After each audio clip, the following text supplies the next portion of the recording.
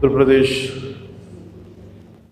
ప్రభుత్వానికి సంబంధించి కీలకమైన శాఖ పంచాయతీరాజ్ శాఖ.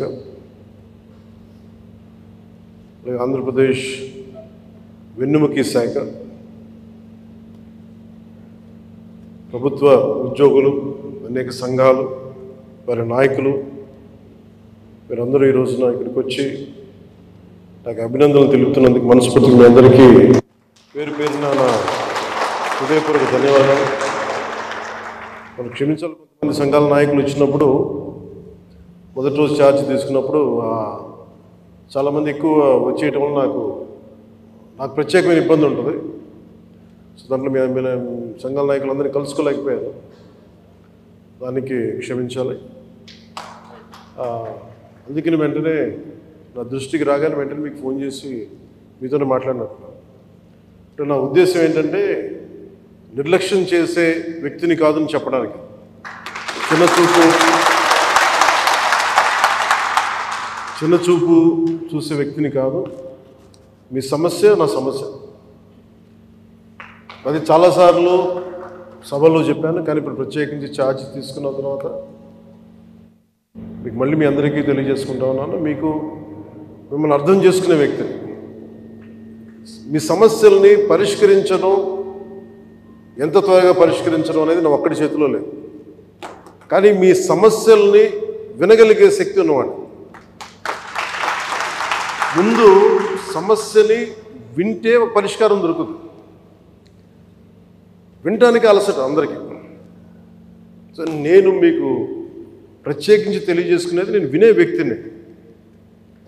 ఇందాక మీ సహచరులు ఎవరు వచ్చి ఇక్కడికి ఇచ్చారు, సహచరాలు, అది ఖచ్చితంగా యుద్ధ ప్రాతిపాదికన మీరు ఆ సమస్యను పరిష్కరిస్తాను మీరు వచ్చి ఇచ్చారు. ఇలాంటివి చేయడానికంటే నాకు మీరు ఇందాక ముందు సంఘాల పెద్దలు కూడా మాట్లాడుతూ చాలామంది గతంలో కూడా మీరు సమ్మెలు, గత ప్రభుత్వం మీద మా కోపం ఉంది, మీకు ఈ ప్రభుత్వం మీద మీరు మాట్లాడుతూ ఉన్నారు. ఒక్కటి ఏంటంటే, ఇది అందరం కలిసి పనిచేయాలి, మినిస్ట్రీ కానీ ఉద్యోగులు కానీ.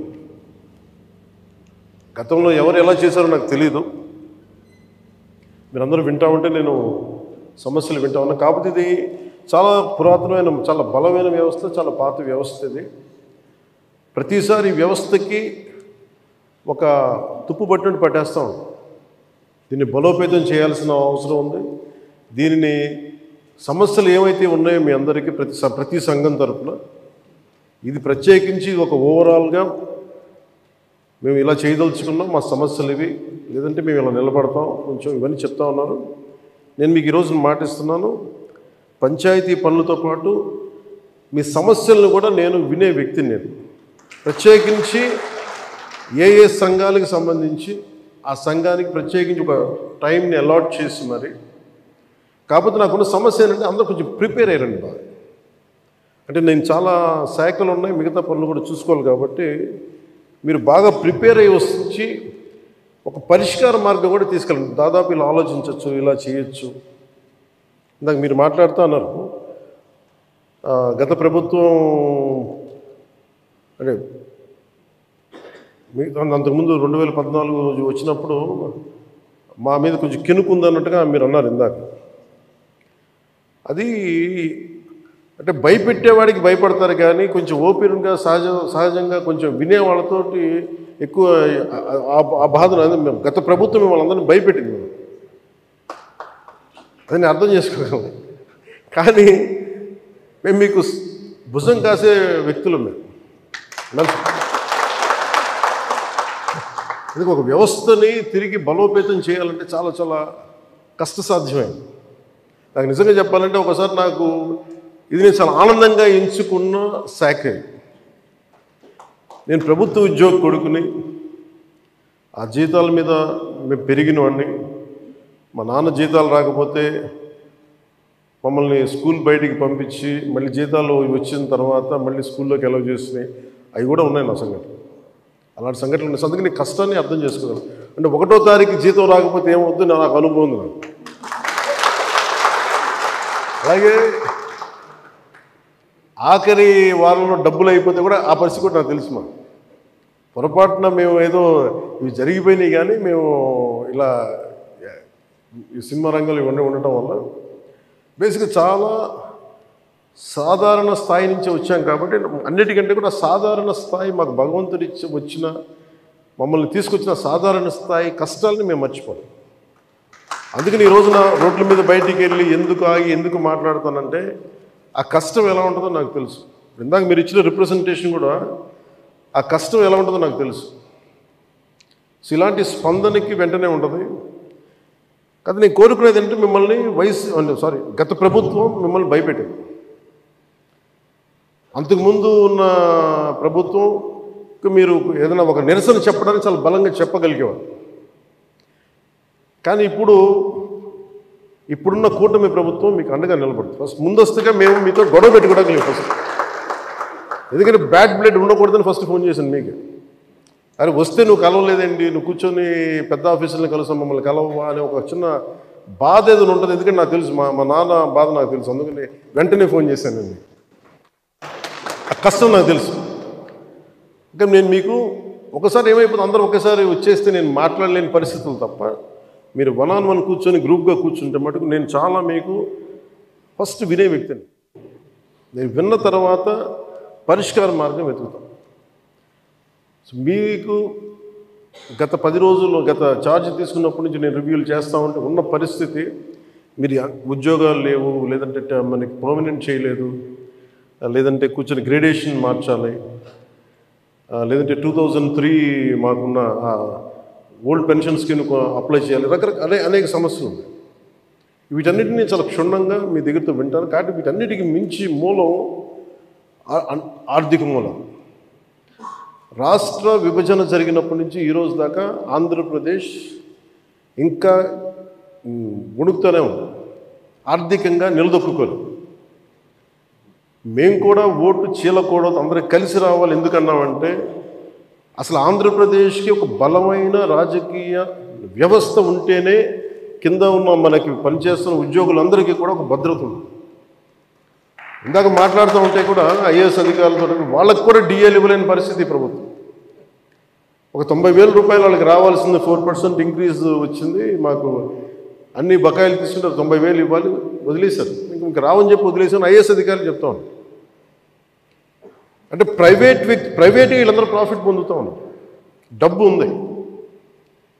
కానీ డబ్బుని వ్యక్తులు సొంతం చేసుకున్నారు. రాజకీయాల్లో కూర్చొని గత ప్రభుత్వం స్థాయి దాన్ని పెంచేసింది. అది మేము కరెక్ట్ చెయ్యాలి.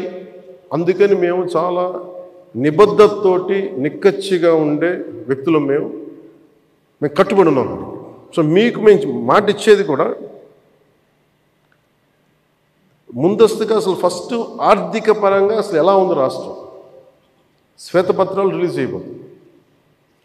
ఆర్థిక పరంగా ఎంత ఏ పరిస్థితిలో ఉంది, ప్రతి డిపార్ట్మెంట్లో ఎంత డబ్బు ఉంది, ఏ డబ్బులు ఉన్నాయి, అసలు ఏమైపోయినట్టు. ఉదాహరణకి పొద్దున్న ఏదో రివ్యూ చేస్తూ ఉంటే నారాయణ గారితో మాట్లాడుతూ ఉంటే అంటే ఏ పరిస్థితిలో ఉన్నాయి చెప్తాను.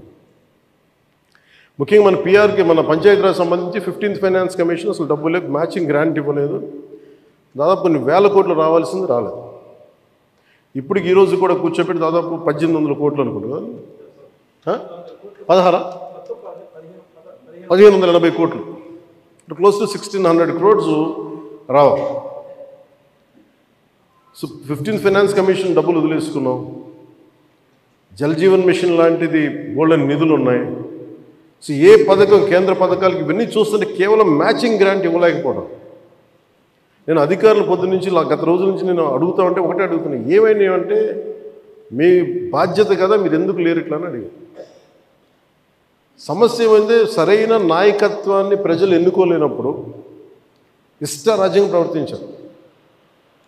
దానికి పర్యావసానమే మనం అనుభవిస్తుంది ఈరోజు.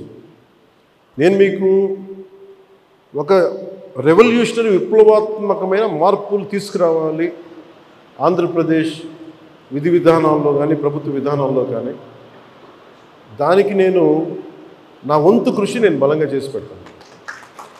మీకు ఏదో ఒక రోజు వారానికి మీ సమస్యల మీద ప్రత్యేకించి దృష్టి సారిస్తాం. అంటే ఈరోజు కూర్చుంటే ఒక సపోజ్ నెల రోజుల్లోపు నాకున్న సమయంలో, అందుకే నెల రోజులు అంటే అది 2 వారాల్లో కానీ మీరు చెప్పండి, నాకు ఇంత టైం పడుతుంది, ఒక్కొక్క వింగ్ని అర్థం చేసుకోవాలి. ఇప్పుడు మీరు చెప్పారు ఈ ఫిట్మెంట్లు కానీ మనకి పిఆర్సీ కానీ, అలాగే కమిషనర్స్ని ఇప్పుడు దాకా అపాయింట్ చేయలేదు. ప్రతిదీ కూడా మీరు క్షుణ్ణంగా చెప్తే నేను కన్సర్న్ అధికారులతో మాట్లాడి నేను ఏం చేయగలనంటే, నేను టాస్క్ మాస్టర్, ముందు సమస్యకు పరిష్కారం వెతుకుతానని చెప్పేవాడు. నేను పారిపోయే వ్యక్తిని.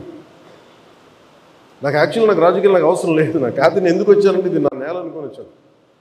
ఇది ఎవరో మీ తరపున నిలబడి మాట్లాడటానికి ఇన్ని కోట్ల మందికి నిలబడాలి, నా వంతు కృషి చేయడానికి వచ్చాను.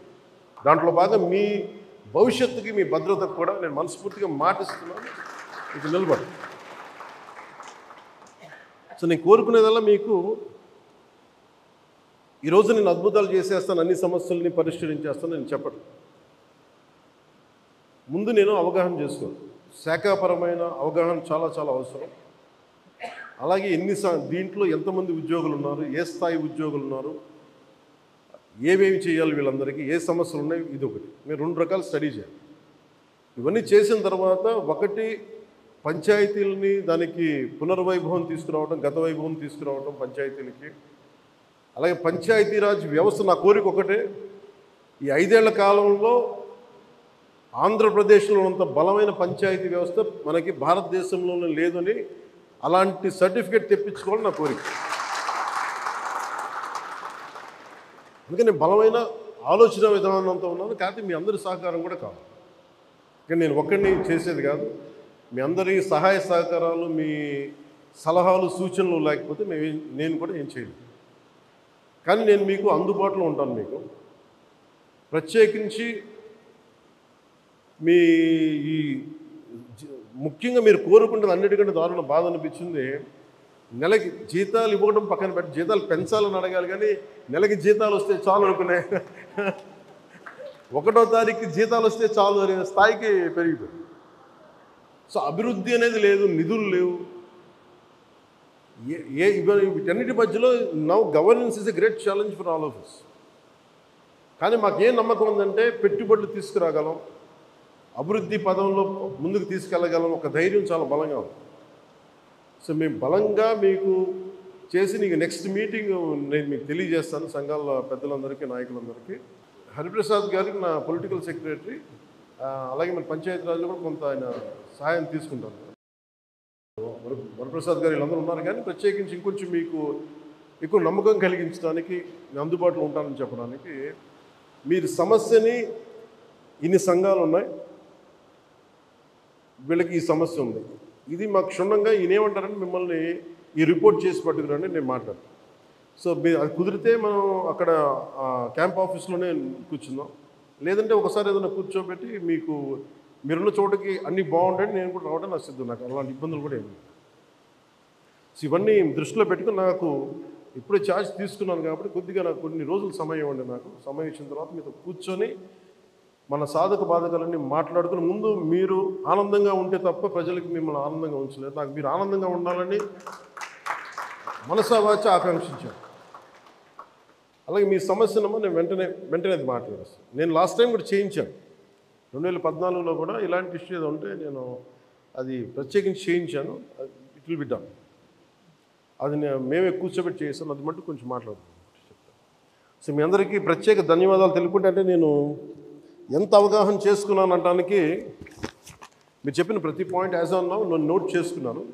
దీని మీద నేను అంటే వీటి మీద కూర్చొని నెక్స్ట్ టైం మీటింగ్ నాకు కొంచెం ప్రిపరేటరీ వర్క్ కావాలి, అందువల్ల కూర్చొని మీతో మాట్లాడతాను తెలియజేసుకుని మీ అందరికీ ప్రత్యేకమైన ధన్యవాదాలు తెలుపు సెలవు తీసుకున్నాం.